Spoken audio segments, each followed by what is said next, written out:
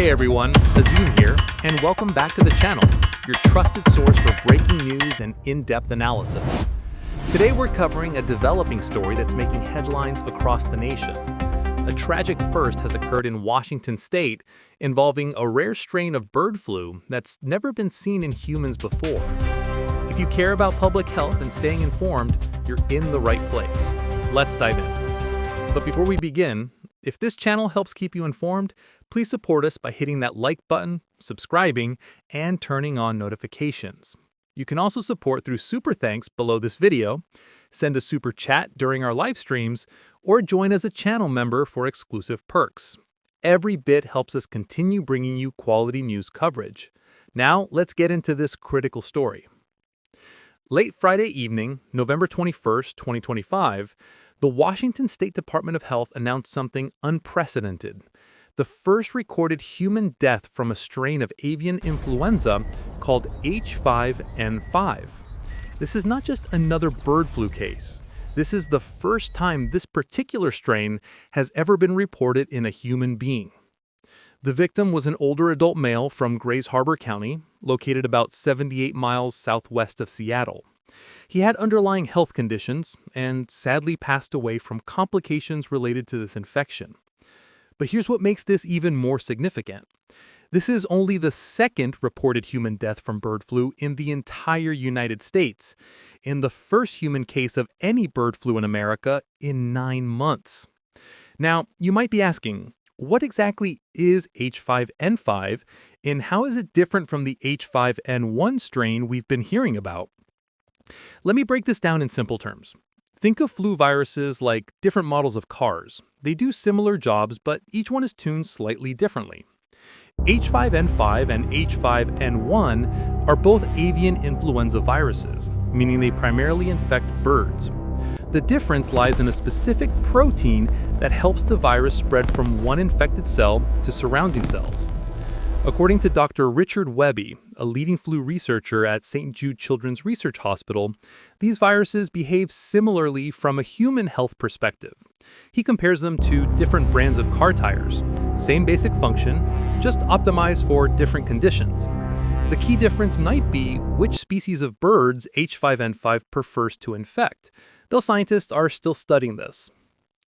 So, how did this Washington man contract this never-before-seen human infection?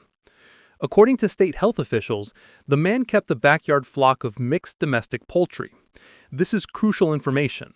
Department of Health investigators tested samples from the environment where these birds lived, and they found avian influenza virus present. Wild birds had been coming into contact with this man's domestic poultry, and officials believe this exposure, either to the domestic poultry themselves, their environment, or the wild birds, was the most likely source of his infection.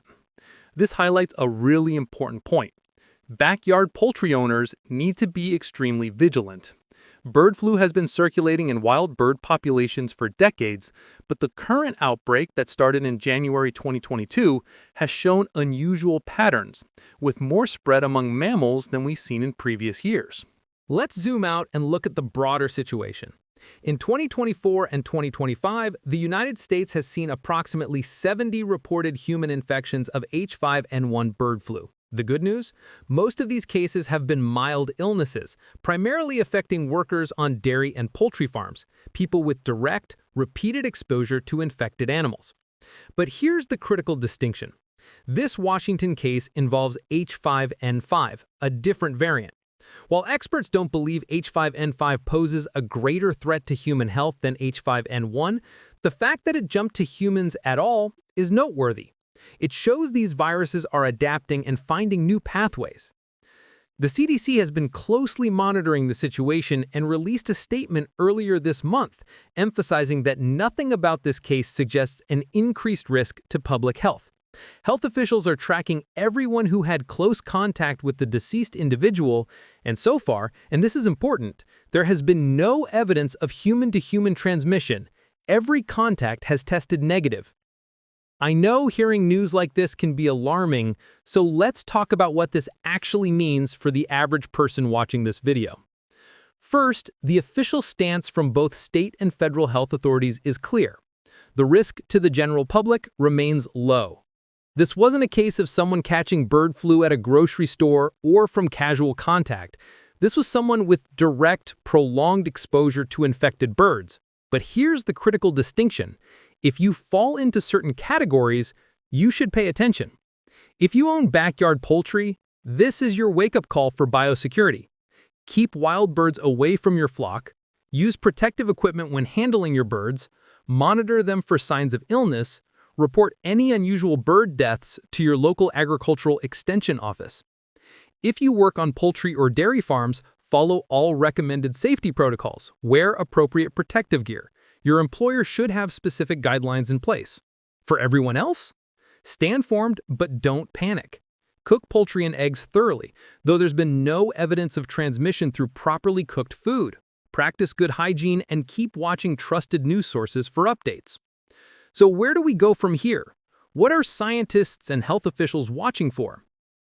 The main concern isn't necessarily this one case. It's the broader pattern. Avian influenza viruses jumping to humans even rarely gives these viruses opportunities to potentially adapt to human hosts. Each jump is like rolling dice. Most of the time, nothing happens. The virus doesn't spread person to person and dies out. But scientists watch these events carefully because if a bird flu virus the energy absorption rate is stabilizing right here. Humans, yes, the cellular integrity seems unaffected by the frequency modulation situation. That's why surveillance is so important right now. The U.S. has ramped up monitoring of wild bird populations, commercial poultry operations, and dairy farms. Early detection is everything. The Washington State Department of Health will continue monitoring this situation, and you can bet that researchers are studying this H5N5 case intensively to understand exactly how it infected this individual and whether there are any unique characteristics that might inform future prevention efforts. And that's where we stand with this developing story. We'll continue to follow this situation closely and bring you updates as more information becomes available. I want to emphasize, stay informed, not scared. Knowledge is power, and understanding these situations helps us all make better decisions. Now, if you found this breakdown helpful, here's how you can support Azeem U.S.A. Hit that like button. It really helps the algorithm show this important information to more people. Subscribe if you haven't already, and click that notification bell so you never miss an update. You can also show your support through super thanks right below this video. Just click that heart icon. During our live streams, feel free to send super chats with your questions. And if you want exclusive content and early access to videos, consider becoming a channel member. Every form of support keeps this channel running and helps us invest in better research and production. Drop your thoughts in the comments below. Do you have backyard chickens? Are you concerned about bird flu? Let's have a respectful discussion. Take care of yourselves and each other. Stay safe, and I'll see you in the next one.